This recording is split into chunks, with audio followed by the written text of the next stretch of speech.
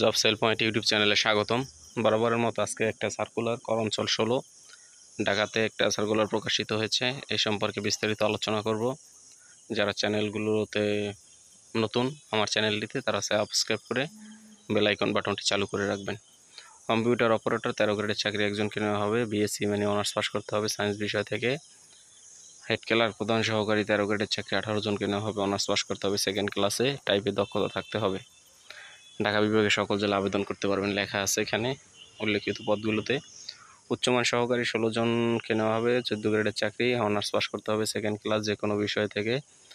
60 মুদ্রাক্ষরী computer operator 17 জনকে নেওয়া হবে। 14 গ্রেডের চাকরি, অনার্স পাস করতে হবে। টাইপে বাংলায় 25, ইংরেজিতে 30 এবং শর্ট হ্যান্ডে বাংলায় 45, ইংরেজিতে 70 গতি থাকতে হবে।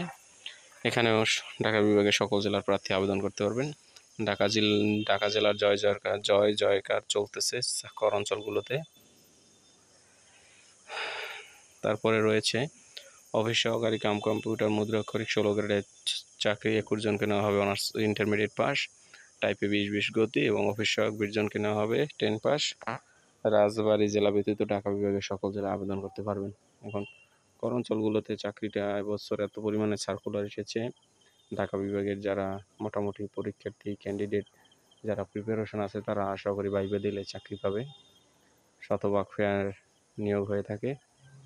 আবেদন ফর্ম পূরণ করার জন্য আপনারা চলে যাবেন tax16.teletalk.com.bd ওয়েবসাইটে। 12 মে শুরু হয়েছে, চলবে 26 মে, 14 দিন পর্যন্ত। আপনারা আবেদন সম্পর্কে আরও বিস্তারিত কিছু জানতে চান, ভিডিও কমেন্ট বক্সে জানাবেন, আমি বিস্তারিত বলবো।